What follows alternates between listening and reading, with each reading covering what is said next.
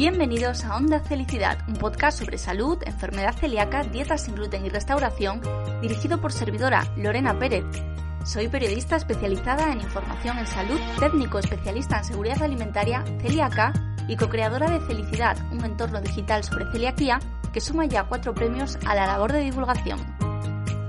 Onda Felicidad es nuestro podcast y en cada episodio hablaremos de temas de salud relevantes de la mano de grandes protagonistas. Muy atentos, que lo mejor está por escuchar. ¡Empezamos! Muy buenas, ¿qué tal? ¿Cómo estáis? Bienvenidos al episodio número 47 de Onda Felicidad. Madre mía, cómo nos vamos acercando ya al episodio 50. Madre mía, y además el episodio 50 pues va a ser en pleno mes de mayo. Ese mes de mayo que tanto nos gusta a las personas que tenemos celiaquía, porque bueno, pues es un momento en el que se da más visibilidad a la enfermedad celíaca, en el que bueno, pues hay eventos, se habla de nosotros, normalmente se habla para bien, obviamente, ¿no? Quiero decir, con buena información, con rigor, con veracidad, que es así como se tiene que hacer. Nosotros ya sabéis que, bueno, que en Felicidad el mes de mayo es un mes muy especial. El día 5 de mayo es el Día Internacional de la Enfermedad Celíaca. El día 27 de mayo se celebra en España el Día Nacional de la Celiaquía y prácticamente desde nuestros inicios pues venimos haciendo cosas durante el mes de mayo, especialmente en Cangas del Narcea, en ese primer destino sin gluten de España, en Asturias, en mi tierra querida. Ya veremos este año, ya os iremos contando. De todas maneras, también tenemos organizado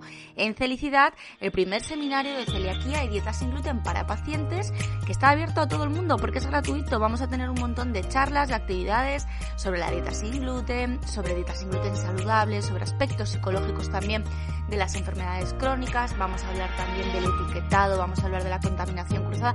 Es totalmente gratuito este seminario que organizamos desde la Escuela Felicidad y bueno, pues nada, solo tenéis que inscribiros. Os dejo toda la información en felicidad.net. Pero bueno, ya os digo que no es lo único que vamos a organizar en Felicidad, así que muy atentos a nuestro Instagram, a nuestro Facebook, a todos los canales en los que estamos, muy atentos, muy atentos. Vamos ya con el tema que nos trae hoy, que además el de hoy, la entrevista de hoy, es para mí muy especial porque, bueno, pues admiro mucho y respeto mucho a nuestro invitado. Es una figura muy reconocida en España a nivel de enfermedad celíaca, de aparato digestivo, de sensibilidad al trigo, un grandísimo investigador y muy implicado, obviamente, bueno, pues con el colectivo de pacientes celíacos y con la enfermedad celíaca. Así que es un placer enorme tener al doctor Fernando Fernández Bañares, jefe clínico de aparato digestivo del Hospital Universitario Mutua Terrassa y responsable del grupo de enfermedad celíaca en el adulto de la Sociedad Española de Enfermedad Celíaca. Ya veis el nivel del invitado, ya veis que, bueno, como siempre en Onda Felicidad os traemos a los mejores, pues el doctor Bañares es de verdad una referencia en España. Estoy feliz de poder tenerle en el programa porque además acaba de publicar hace nada los resultados de un estudio muy interesante y muy relevante, no solo para las personas celíacas, obviamente, también para los profesionales y para los investigadores. El doctor Fernando Fernández Bañares, con investigadores de la Universidad de Sevilla, han llevado a cabo durante los 2 últimos años un estudio con pacientes celíacos cuya dieta han monitorizado, por lo tanto era una dieta estricta sin gluten, y han visto que el 53% de esos pacientes después de 2 años de dieta sin gluten estricta continúan teniendo atrofia vellositaria, aunque no tienen síntomas, permanecen asintomáticos. Yo cuando leo esto, madre mía, cuántas dudas nos vienen a la cabeza, ¿no? Pero bueno, esas dudas nos las va a resolver, el experto que para eso está. Doctor, bienvenido a Onda Felicidad, de verdad, que muchísimas gracias por estar aquí, que sé que, bueno, que andas siempre muy liado, así que muchas gracias y bienvenido, dispuestos a aprender contigo. Gracias a vosotros. Bueno, ese estudio que habéis publicado hace poco, los resultados, es el estudio CADER, está publicado en una prestigiosa revista. De todas maneras, vamos a dejar en las notas de podcast para los profesionales que quieran echarle un vistazo, van a tener la información, el enlace. Es un estudio sobre la persistencia de atrofia vellositaria en pacientes celíacos que han seguido, es decir, les habéis seguido con una monitorización, estricta de la dieta sin gluten, es decir, hacen correctamente la dieta sin gluten y los hallazgos, los resultados son muy llamativos. Para poner en contexto esto, nos vas a explicar qué es exactamente la atrofia vellositaria para que partamos todos de la misma base.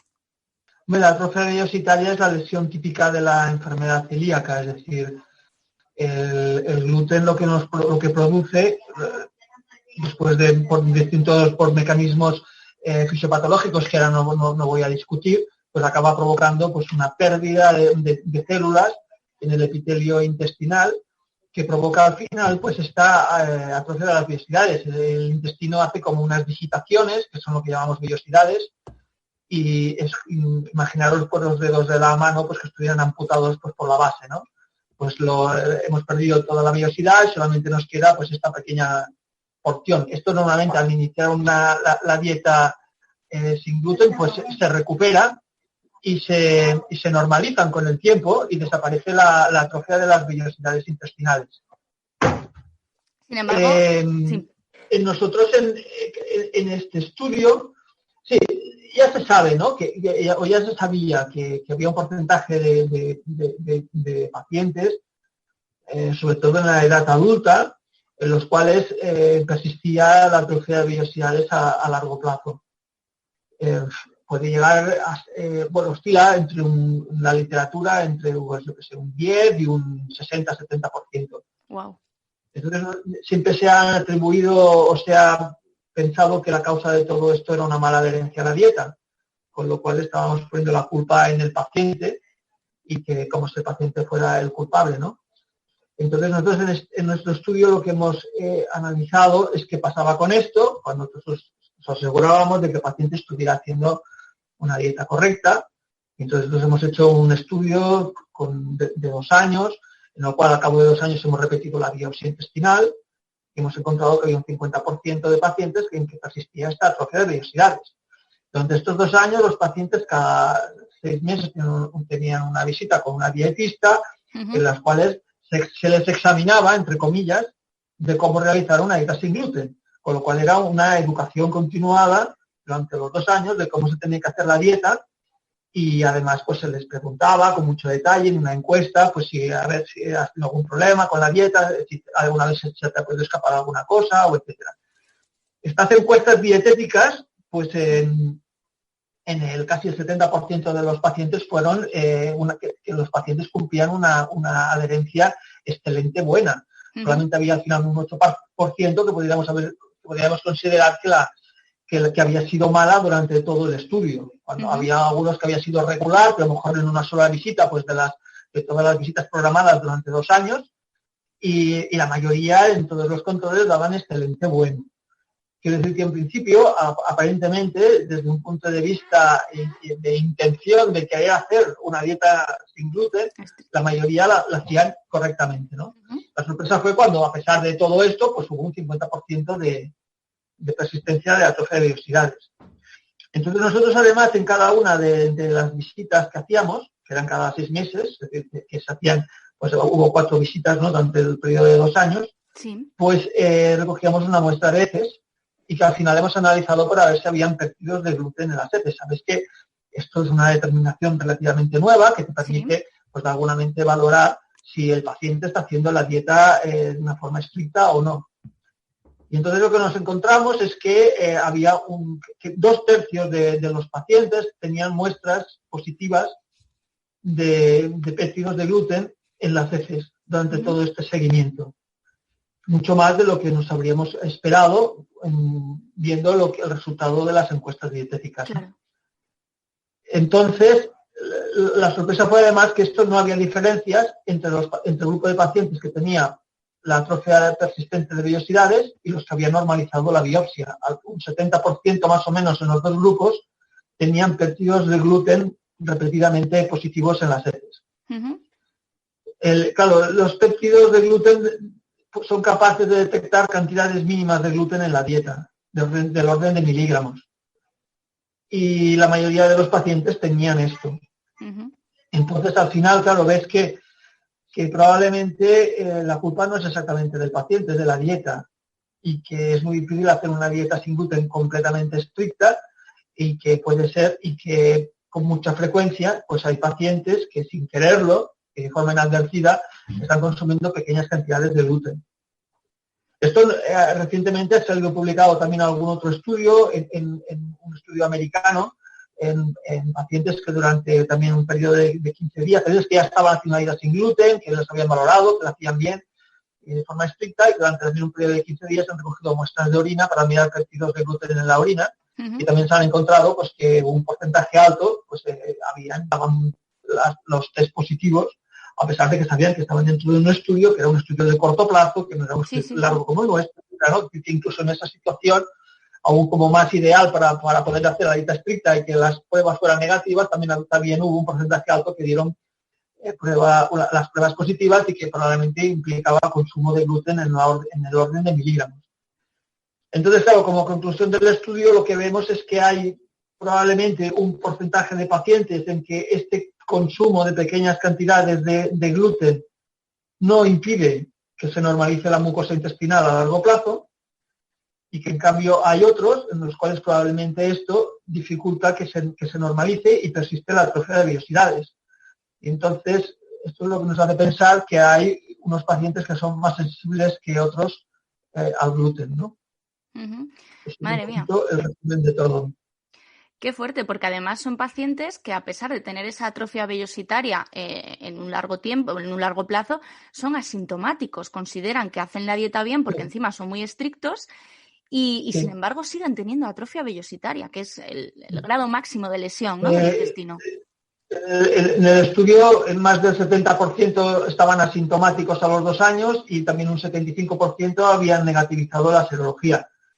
Con lo cual, claro, no había ninguna pista para pensar que efectivamente persistía la atrofia de vellosidades, porque no había alteraciones analíticas, el paciente se encontraba bien y aparentemente el paciente además era adherente a la dieta, con lo cual, seguro que eran adherentes a la dieta, ¿no? Con lo cual, claro, el problema pues está aquí, ¿no?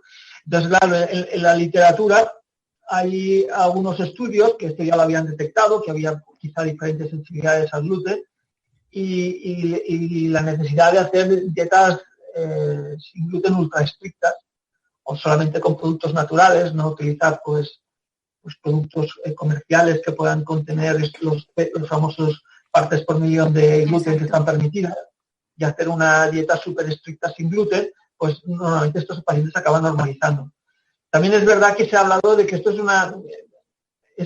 la atrofia persistente esta es como una resolución mucho más lenta de una curación mucho más lenta, porque cuando hay algún estudio en la literatura que esto se ha alargado más tiempo y lo han hecho las biopsias después, pues a los 7 años o así, pues la mayoría había normalizado la mucosa. Pero claro, el problema está que, bueno, puedo estar 7 años con una atrofia de vellosidades persistente, esto al final, ¿qué implica? Entonces, esto es lo que no sabemos. En teoría, podría haber pues más riesgo de que tuvieras osteoporosis, osteopenia, o que hubiera pues más riesgo de tener fracturas óseas. No se sabe si esto puede condicionar más porcentaje de celiaquía refractaria o de aparición de tumores. Y lo único que sabemos es que aparentemente, porque hay algunos estudios que sugieren que esto no aumenta la mortalidad.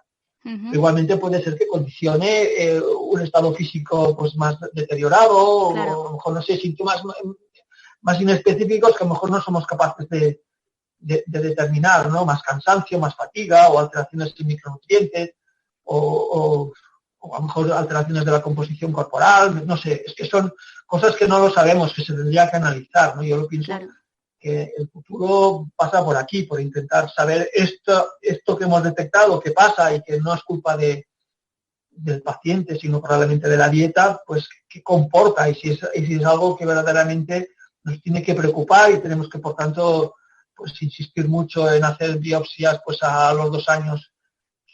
La única cosa que vimos en el estudio es que se asociaba con la edad, ¿no? Que esto ya lo habíamos visto. Esto en los niños es muy poco frecuente, lo vemos más en los adultos. Claro. Y hemos visto en nuestro estudio que es mucho más frecuente a partir de los 30 años.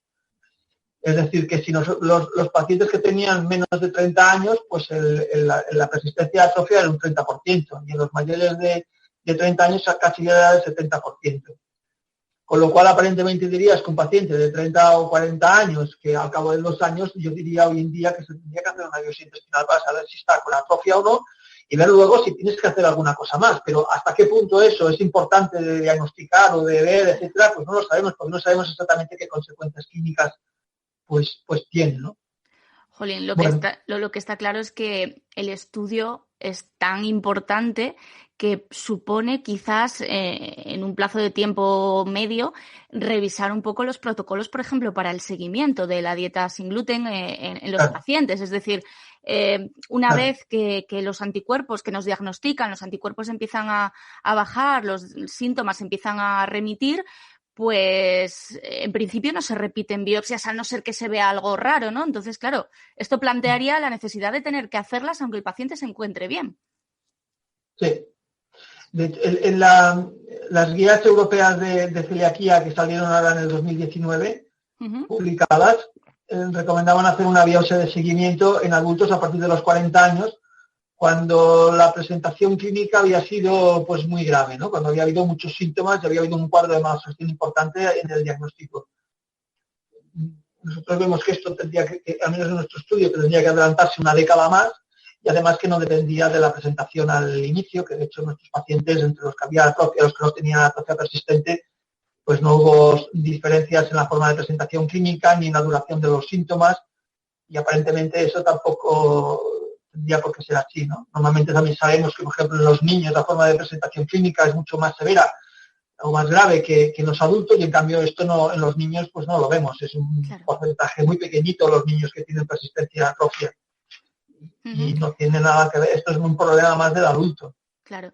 ¿Podría estar relacionado también, esto vamos, es una pregunta que me viene a mí ahora a la cabeza, con el tiempo que pasa desde que debuta la enfermedad hasta que llega el diagnóstico? ¿Tendría relación o se ha mirado este criterio, esta opción? Claro, nosotros valorábamos el tiempo del paciente con síntomas, pero no sabemos, por ejemplo, si ha habido un periodo previo asintomático que puede haber sido de años. Entonces eso es imposible de saber. Claro. Y quizá en el adulto pues tienes más probabilidad de que pueda haber una celiaquía sin diagnosticar, sin síntomas, durante más años, y que eso pueda haber influido. Esto obviamente no lo sabemos. En el estudio también mirábamos si podía influir la toma de algunos fármacos, porque se había hablado también de que la toma de antiinflamatorios no esteroideos o de inhibidores de bomba de protones podría influir en la persistencia de atrofia. También el nivel socioeconómico del paciente, si estaba su situación laboral, el estado civil, y todas estas variables no influyeron de forma significativa, no hubo diferencias entre los que tenían persistencia atrofia y los que habían curado la mucosa intestinal, ¿no? Con lo cual la única variable que encontramos que pudiera estar asociada a todo esto fue la edad. La edad. Hay una cosa que has dicho que es muy importante, que bueno, los celíacos cuando nos diagnostican y nos explican lo que es la dieta sin gluten, pues sabemos que la tenemos que basar, pues igual que una persona que no es celíaca, en alimento fresco, que sea una dieta mediterránea, lo más saludable posible, pero también es verdad que con los años, yo llevo diagnosticada pues desde el año 97, ha cambiado la industria alimentaria sin gluten muchísimo, y a día de hoy tenemos absolutamente de todo etiquetado sin gluten, elaborado específicamente para personas con celiaquía, pero lo que mucha gente no sabe es que esos productos pueden tener en Europa, hasta 20 partículas por millón. Antes, cuando todavía, hasta hace un par de años, teníamos el sello de FACE, lo que acreditaba es que ese producto tenía menos de 10 partículas por millón. Ahora estamos en 20.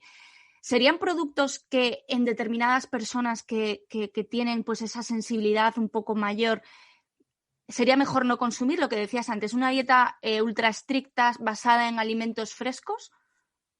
Claro, hoy en día es lo único que podemos ofrecer a un paciente que tenga una persistencia a atrofia. Es verdad que también tendríamos que hacer un estudio en pacientes y ver hasta qué punto, pues cuando haces una dieta de estas más ultra estrictas, de alimentos naturales, frescos, etcétera, pues verdaderamente se acaba curando la atrofia respecto a los que no hicieran esto, ¿no?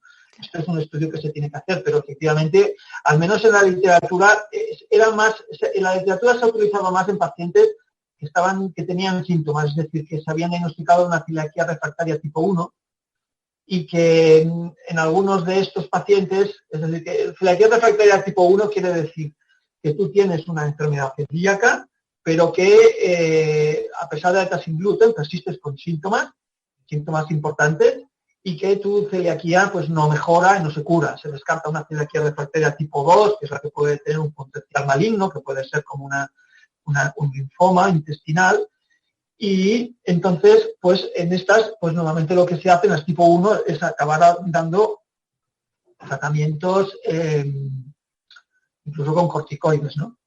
con budesonida. Entonces, lo que se ha visto es que un subgrupo de estos pacientes, pues dándoles una dieta ultra estricta, pues se les iban los síntomas y curaban la mucosa intestinal. Y que después de haber normalizado la mucosa intestinal con dieta ultra estricta, pues muchas veces podían volver a hacer una dieta estándar sin gluten,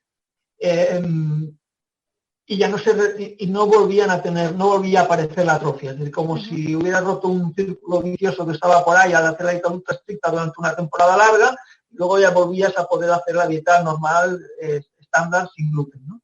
Bueno, esto es algo que tenemos que ver si en este tipo de pacientes sin síntomas, pues pasa lo mismo, ¿no?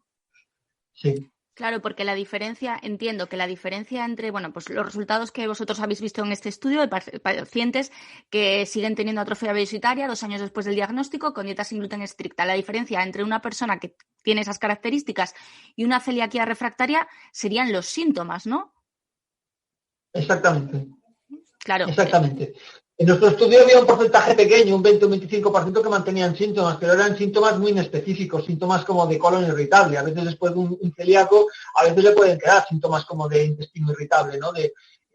Bueno, puede ser. Y entonces los síntomas que veíamos no eran síntomas importantes de mala absorción. Normalmente en una celiaquía refractaria el paciente sigue persistiendo con mucha diarrea, con mucho gas, muy hinchado, con muchos síntomas como de mala absorción y a veces con alguna alteración analítica y todo, a pesar de hacer una dieta sin gluten que se ha comprobado que es estricta y que la está haciendo correctamente el paciente, ¿no? Sí, sí. Entonces, en estos pacientes lo que se suele hacer es administrar este corticoide tópico, que es la budesonida. Son unas cápsulas que se libera, pues entonces el fármaco a nivel de intestino delgado y entonces desinflama el intestino. Y luego a veces hay que mantener luego un tratamiento con un inmunosupresor, con acetopina, así que pasamos a tomar un fármaco para desinflamar, además de hacer la dieta sin gluten, obviamente. Claro. ¿En qué momento se puede empezar a sospechar de una celiaquía refractaria? Porque nos decía el otro día la doctora Natalia López que cada vez sabéis más, cada vez lo veis todo más complicado, ¿no? Porque decía que es que ahora también se está viendo que existen pacientes no respondedores lentos y pacientes no respondedores a los que tienes que someter a las pruebas que sea para diagnosticar o para descartar esa celiaquía refractaria. ¿En qué momento empezamos a sospechar que este paciente puede ser refractario? Mira, lo de los respondedores lentos sería un poquito lo que yo hemos visto en nuestro estudio. Claro. Son pacientes que al cabo de 2 años, a pesar de estar asintomáticos, pues existe una atrofia de vellosidades y sería como una respuesta lenta. Claro, esto te podría llevar a pensar que podría haber una celiaquía refractaria, pues si el paciente no tiene clínica, pues no es así. Claro. Entonces yo creo que si tenemos un paciente que obviamente le has puesto una dieta sin gluten y ya lleva 6 meses con dieta sin gluten, incluso le has dado luego una dieta pues de alimentos naturales, incluso alguna vez nosotros hemos llegado a ingresar a un paciente para ponerle una nutrición enteral y luego pues darle el alta con nutrición enteral bebida en casa, que está seguro que no tiene nada de gluten. Claro. Y le puedes dar tranquilamente 2.000 o 3.000 calorías, las que quieras, ¿no? Y con eso no se cura y no mejora la atrofia de vellosidades en un tiempo pues, de unos 6 meses, pues entonces probablemente estamos delante de una celiaquía refractaria y tienes que descartar. Tendríamos que hacer una citometría de flujo para comprobar efectivamente que no haya poblaciones de linfocitos aberrantes. La citometría de flujo quiere decir una nueva biopsia intestinal y de esta biopsia pues hace un estudio pues, de las poblaciones linfocitarias en la mucosa intestinal por una técnica que se llama citometría de flujo y que esto nos permite pues ver si hay poblaciones de linfocitos aberrantes, un aumento pues de unos marcadores que se encuentran dentro de las células del intestino delgado. Y entonces esto pues haces el diagnóstico de una celiaquía refractaria tipo 2. Y eso es extremadamente raro. Es que prácticamente no vemos nunca ninguna. ¿De acuerdo? De celiaquía refractaria tipo 2. Pero de celiaquía refractaria tipo 1, pues sí, que de tanto en tanto te encuentras algún paciente, la primera duda que te viene es si está haciendo bien o no está haciendo bien la dieta. Hay mucha gente pues que a pesar de todo y de insistir, pues a veces por problemas socioeconómicos o problemas laborales, etcétera, pues tiene muchas dificultades para hacer una dieta correcta. Entonces hay una persistencia de síntomas, pero es porque la dieta no lo hacen bien. Y también hay optimistas patológicos que se piensan que un día comen algo de gluten no les va a pasar nada, ¿no? Bueno, entonces estos son los que cuestan más. No sé, es que he tenido pacientes que trabajaban en una en un sitio donde todo el día estaban respirando harina de trigo. Y a pesar de que quedaban con mascarilla, pues es que es igual, estaban tragando seguro harina de trigo. Entonces esto a veces es pasar a veces a pasar al paro, porque en tu empresa no te pueden ofrecer nada más. Claro. Entonces esto, claro, hay situaciones muy difíciles y muy complicadas. Entonces estos pacientes sí que los vemos, y sí que hay, y sí que tienes a veces, entonces, pero es porque no hacen bien la dieta. Pero luego está el paciente que sabes que hace bien la dieta y que tampoco ha mejorado, ¿no? Y estos, pues bueno, no tantos, pero sí que vemos. Y algunas veces encima, bueno, nos vienen derivados de otros centros, ¿no? Pero bueno, no es muy frecuente tampoco. Lo que de todo esto, ¿no? Lo que sacamos es que obviamente el seguimiento de una persona con celiaquía es fundamental y es imprescindible. Bueno, el protocolo que tenemos de 2018 así lo dice, ¿no? Que tiene que ser un seguimiento periódico e indefinido, porque bueno, pues cada celíaco podemos prácticamente responder de una manera diferente, ¿no? Pero fíjate una cosa, si a los 2 años haces una biopsia intestinal y sale normal, este paciente probablemente lo puedes enviar a primaria. Claro. No hace falta que lo siga viendo el especialista. Claro, yo estoy en primaria desde hace muchos años. Sí que es muy importante hacer el seguimiento, que haya alguna visita entre en medio por algún dietista, que comprueben que la dieta está siendo correcta y a los 2 años ya sabes que no hay ningún déficit nutricional, que no hay nada, hay una biopsia intestinal normal, pues este paciente ya se podría dar de alta y derivar para que lo siga el médico de familia. Otra cosa es el paciente que a los 2 años le haces la biopsia y persiste atrofia de vellosidades. Este paciente se lo tendría que quedar el especialista de digestivo. Seguir haciendo pues, un control más estricto de la dieta o de lo que fuera y a ver qué pasa. Claro. Yo recuerdo que, vamos, no me acuerdo la última vez que fui a digestivo porque llevo muchos años diagnosticada y llegó un momento en el que me dijeron, bueno, pues estás bien, ahora tu médico de primaria te va a seguir y todos los años pues paso la ITV celíaca, como yo digo, me hacen analítica de todo y si todo está bien, pues en principio no hay problema, pero sí es importante que el paciente lo sepa, ¿no? Que le tienen que mirar de vez en cuando. Claro.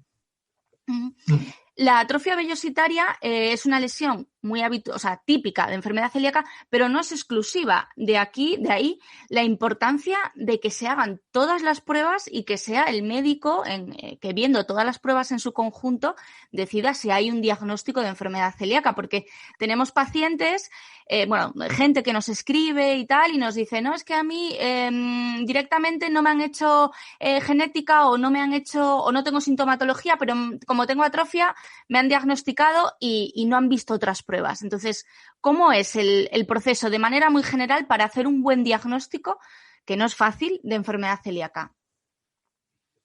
Claro, en principio tenemos una atrofia mira, la causa más frecuente de atrofia de vellosidades en nuestro medio, en Europa Occidental, es la enfermedad celíaca. Pero luego puede haber atrofias de vellosidades producidas por infección por parásitos, como la Giardia lamblia. Atrofias de vellosidades producidas incluso por Helicobacter pylori, aunque esa es menos frecuente, pero también se ha descrito. Puede haber atrofia de vellosidades por toma de medicamentos, como algún antihipertensivo, como los mesartán, que es para la tensión arterial, y a veces incluso con antiinflamatorios o con algún tipo de inmunosupresores pueden dar atrofia de vellosidades. Luego puede haber causas idiopáticas. Las causas idiopáticas no sabemos cuál es, la etiología, la causa, a lo mejor es algún virus, pero la cuestión está en que si tú repites este paciente la biopsia al cabo de 2 o 3 meses, o haciendo una dieta normal, con gluten, ha desaparecido, se normalizan solas. Y luego puede haber también, por ejemplo, por exceso de bacterias en el intestino delgado, que normalmente es un paciente pues, que tiene que tener algún problema intestinal, pero un sobrecrecimiento bacteriano en el intestino delgado también puede provocar una atrofia de vellosidades intestinales. Luego ya existen pues enfermedades ya de otros tipos de enteropatías, de inflamación intestinal por otras etiologías, de enfermedades más raras, como la enfermedad de Whipple y algunas otras cosas raras que también pueden provocar una atrofia de vellosidades. Es decir, obviamente el diagnóstico diferencial de la atrofia de vellosidades existe, se tiene que evaluar. Cuando los anticuerpos de la enfermedad celíaca son positivos, pues ya está. Si tú tienes unos anticuerpos antitransglutaminasa o antiindomisio que son positivos, pues la etiología es la enfermedad celíaca. Esto pasa, es decir, los anticuerpos son positivos pues cuando tienes una atrofia total o subtotal de vellosidades prácticamente en el 90% de los casos. Pero cuando tienes una atrofia parcial de vellosidades, que todas estas otras causas muchas veces que no son la celiaquía dan atrofia pero son más leves, pues aquí puede ser que los anticuerpos sean negativos. Es decir, en estos casos en la celiaquía solo son positivos en un 70% de los casos. Entonces nos encontramos con una atrofia de vellosidades que tiene una serología de celiaquía negativa. Entonces aquí es cuando el diagnóstico diferencial es más complicado. Claro. Las guías internacionales, la guía europea, la guía americana, pues sugieren que a este paciente le tienes que poner una dieta sin gluten, que lo tienes que volver a evaluar al cabo de unos 18 meses, volver a hacer una biopsia intestinal y ver si persiste o no persiste la atrofia de vellosidades. Si no persiste la atrofia de vellosidades, pues diagnosticas enfermedad celíaca. Pero si persiste, ¿dónde estamos? En un paciente que tiene una atrofia con resolución lenta, en un paciente que quizá pues, no ha cumplido bien con la dieta. Es decir, que tampoco puedes descartar celiaquía de entrada porque no se haya normalizado la biopsia. Y luego tienes un paciente que no le has podido dar un diagnóstico hasta el cabo de 1 año y medio. Con lo cual nosotros aquí en España, porque en otros países europeos no se realiza, hacemos los estudios por citometría de flujo, que vemos que hay un aumento de linfocitos intraepiteliales que expresan unas moléculas de superficie, que son los TCR gamma deltas, y que esto es muy específico de la enfermedad celíaca. Se ve prácticamente en más del 90% de los casos, aunque tengamos anticuerpos negativos. Entonces, bueno, esto es un estudio también que hicimos y publicamos en una revista, un estudio multicéntrico, en el cual también participaron pues, hospitales de Madrid y de Lérida y no me acuerdo exactamente ahora qué centros, pero en el cual vimos esto, que la citometría de flujo permitía diferenciar ya de entrada entre la enfermedad celíaca, entre la atrofia de vellosidades seronegativa de causa celíaca de la que no era de causa celíaca, y por tanto podías tener el diagnóstico realizado en tiempo cero y no a cabo de 18 meses, ¿no? Claro. Esto salió publicado ya recientemente, pues también cuando en Estados Unidos volvieron a sacar las guías de tratamiento y de diagnóstico de la enfermedad celíaca seronegativa y no se mencionaba pues esto, pues escribimos también una carta que también fue publicada en una revista americana insistiendo en la utilidad de estos estudios por citometría de flujo para este tipo de pacientes. Claro. A veces hay causas como el olmesartán que son muy evidentes, el paciente está tomando un fármaco que además da un cuadro muy importante de malabsorción y de tuvimos unos problemas al principio del todo con esto y muy importantes, ¿no? Porque aún no se había descrito, aún no estaba bien claro esto. Pacientes con síntomas de malabsorción, con atrofias persistentes que no mejoraban con nada, que si tenían una celiaquía refractaria o si no la tenían, y al final era un fármaco que estaban tomando, era el olmesartán, ¿no? Y cuando se quitaba el olmesartán desaparecía la atrofia. Por todo también, si tienes un paciente con, en teoría, una celiaquía refractaria, mira a ver qué fármacos toma, porque puede haber alguno que pueda ser motivo de atrofia de vellosidades. Eso también se tiene que tener en cuenta. No se sabe mucho cuál es el mecanismo por el cual producen estos fármacos, estas atrofias de vellosidades, pero ahí está también este tema, ¿no? Pero más o menos me parece que me he explicado, espero que me hayan entendido. Yo creo que sí, yo creo que otro mensaje importante que nos dejas aquí es que si todo esto, si esto es tan complicado, si encima cogemos los pacientes y nos quitamos el gluten antes de hacer las pruebas, ya os volvemos locos del todo. Sí. Ya directamente, ¿no? Bastante. Yo entiendo que hoy en día, pues además con todas las demoras que hoy para visitarte con el médico de familia, que no te encuentras bien, etcétera, y que tienes a alguien que dice, oye, pero bueno, ahorita pues sin gluten, y la pruebas y te encuentras mejor, y luego vienes a la consulta para saber si eres celíaco o no eres celíaco, ¿no? Esto lo entiendo, pero sí, efectivamente, en este momento hacer el diagnóstico de enfermedad celíaca es más difícil. Bueno, estamos estudiando también con el Hospital Clínico de Madrid pruebas para poder detectar la enfermedad celíaca en pacientes que ya han iniciado a hacer una dieta sin gluten, sin tener o haciendo reintroducciones muy breves de gluten, que como máximo sean de 3 días o de pocos días, para no tener que provocar tantas molestias, porque si tienes un paciente que ya sabe que se encuentra bien, le tienes que decir que ahora tiene que reintroducir el gluten durante 2 o 3 semanas, pues bueno, muchos son muy reacios. Claro. Y se portan mal y no lo quieren hacer, ¿no? Bueno, estamos investigando en este momento, pues, maneras de poder diagnosticar la enfermedad celíaca cuando ya se ha iniciado una dieta sin gluten. Y haciendo una reintroducción breve de 3 o 4 días, que eso provoca síntomas, pero son pocos síntomas y se acaba rápido. Bueno, estamos en eso.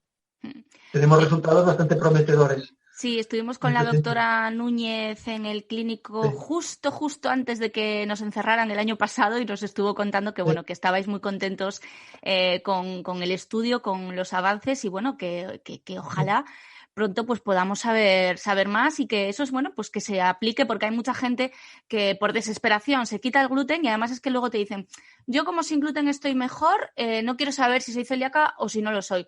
Pero claro, las consecuencias de ser celíaco las estamos viendo. Tenemos que llevar un seguimiento, nos tienen que mirar muy bien porque en un largo plazo pueden surgir problemas. Si no tenemos un diagnóstico, nadie nos va a hacer este seguimiento, por ejemplo, ¿no? Nadie va a hacer este seguimiento, nadie va a hacer el estudio también familiar. Claro. Porque nadie va a valorar, porque claro, cuando hay un celíaco en la familia puede haber más de uno y muchos pueden ser asintomáticos. Y entonces, si no tienes un diagnóstico seguro de enfermedad celíaca, pues eso tampoco lo vas a investigar a todos los familiares de primer grado, ¿no? Y claro, la sensibilidad al gluten o la sensibilidad al trigo, que quizá tendríamos que empezar a cambiar y llamar la sensibilidad al trigo no celíaca, porque tampoco está claro que sea el gluten el culpable, sino algunas otras proteínas que puedan estar en los cereales o incluso carbohidratos, como los fructanos. Pues estos pacientes los pacientes sensibles al gluten no tienen nada de todo esto que de la enfermedad celíaca, ¿no? No tienen riesgo de neoplasias, no tienen riesgo no tienen una atrofia de vellosidades, no tienen un riesgo importante de mala absorción, no tienen riesgo de tener enfermedades asociadas, ni todo esto, ¿no? Claro. Que en cambio los celíacos sí que lo tienen. Es muy importante tener un diagnóstico, aguantar todo lo que se pueda consumiendo gluten hasta que el médico nos diga, ya están hechas todas las pruebas, eres celíaco o no eres celíaco, porque además muchas veces con todas las pruebas hechas tampoco lo tenéis claro. No siempre sota, caballo y rey, no todos somos celíacos de libro. No. Ojalá, ¿no? Efectivamente. Es difícil. Cada vez tenemos quizá más herramientas que nos ayudan para esto, ¿no? Y para poder diferenciar.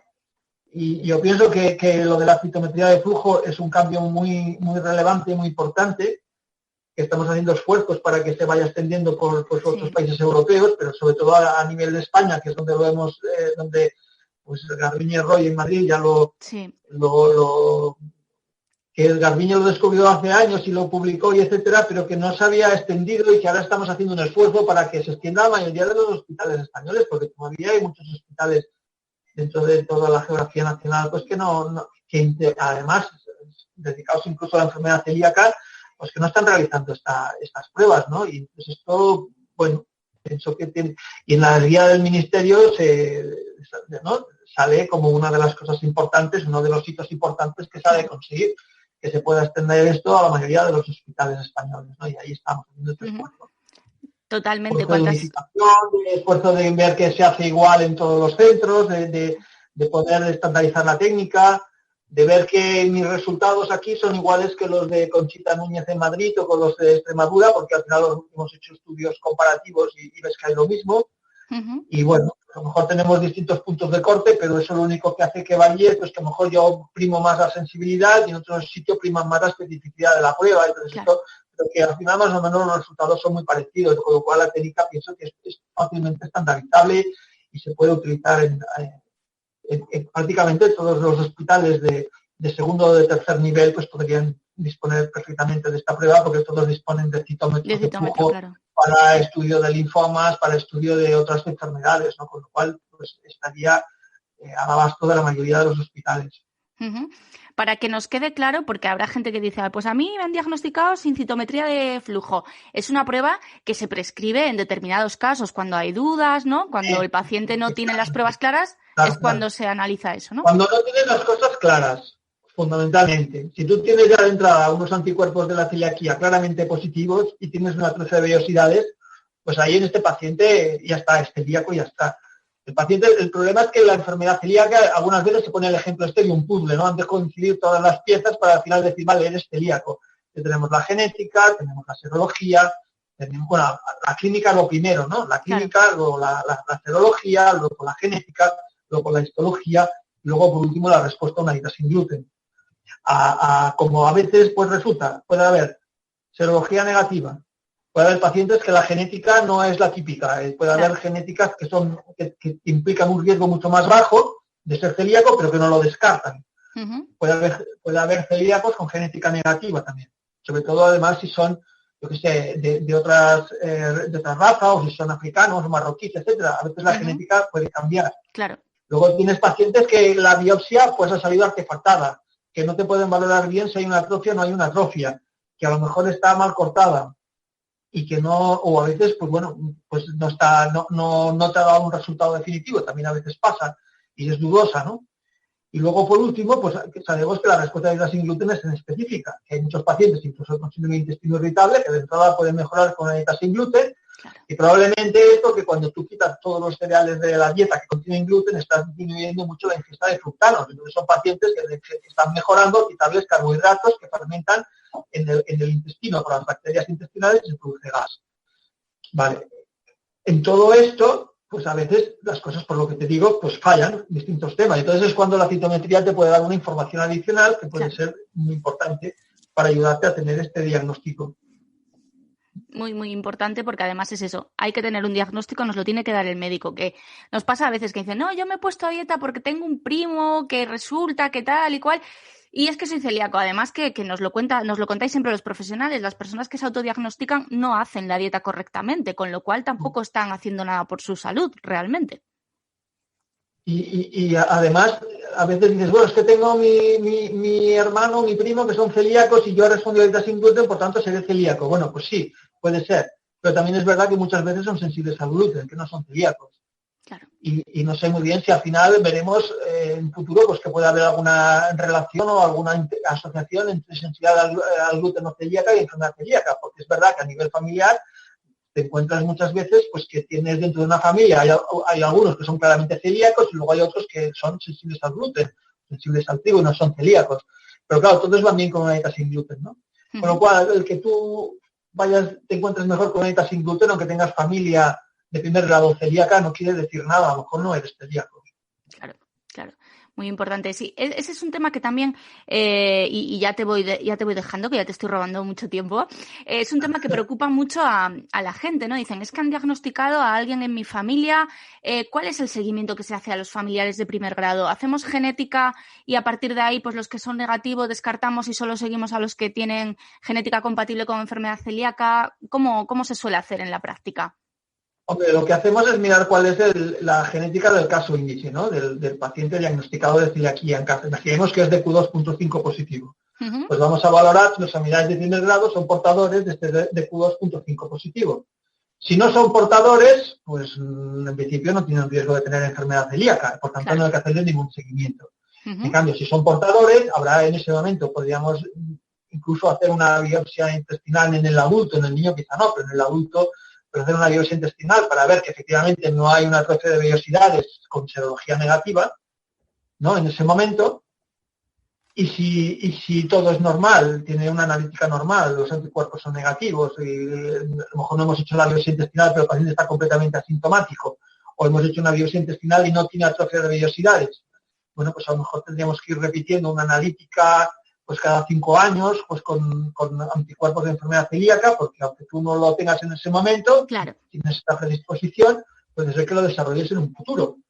Y claro, obviamente, si esta persona, pues en el seguimiento, pues se encontrara mal por algún motivo, tuviera de repente una anemia que es no justificada, o que empezara a tener pues síntomas intestinales, de gas, de distensión, o alguna diarrea o alguna cosa, pues obviamente en aquel momento se ha de volver a mirar, y aunque los anticuerpos fueran negativos, si tienen síntomas, se tendría que hacer una biopsia intestinal.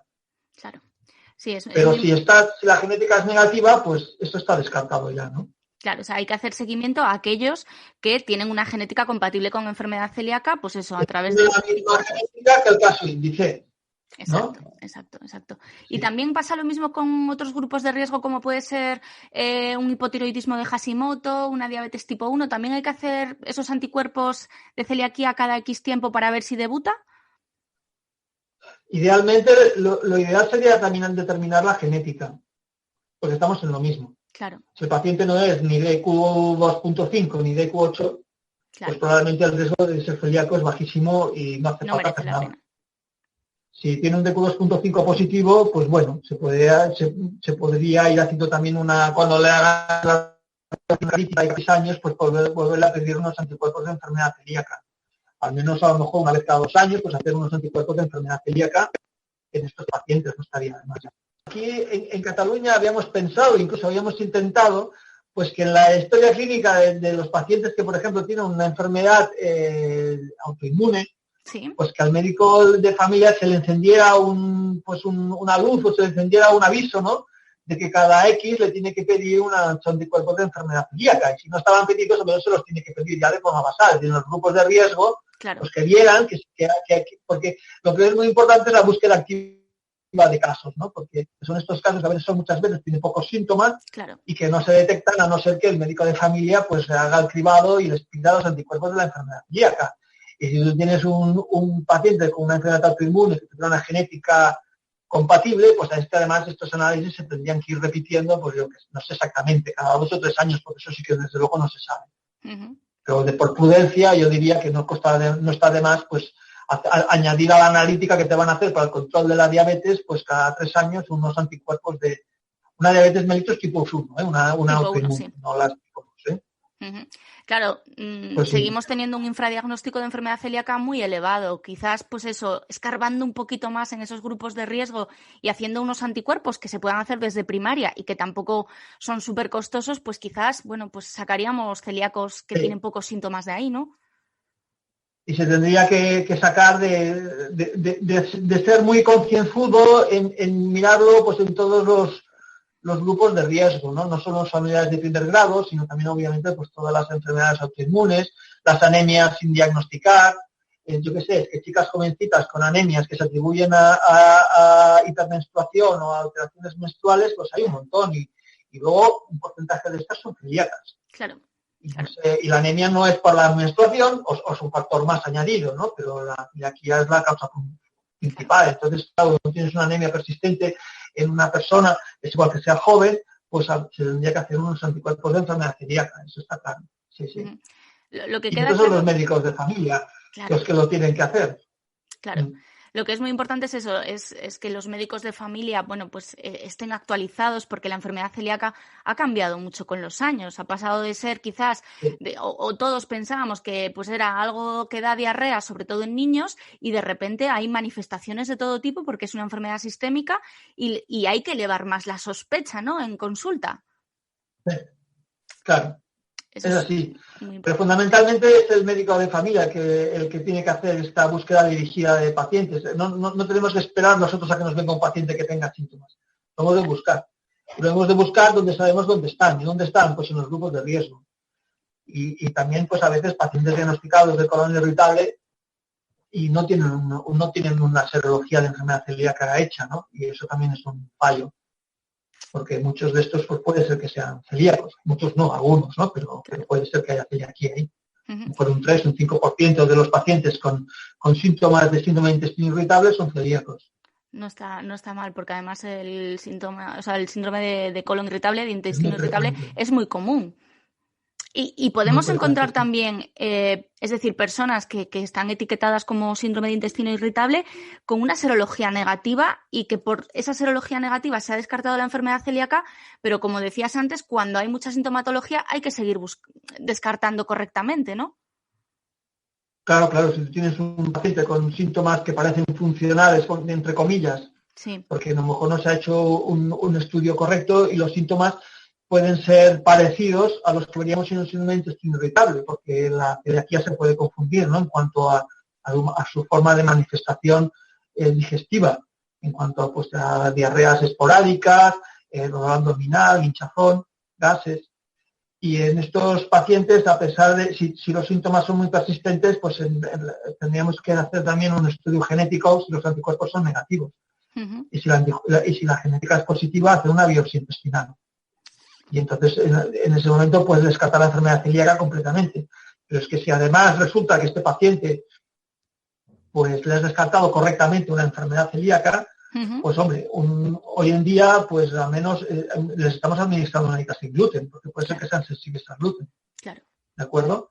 Esto lo tiene que hacer un digestólogo, ya no lo puede hacer es decir, la dieta sin gluten, has de estar muy seguro de lo que estás haciendo, has de haber podido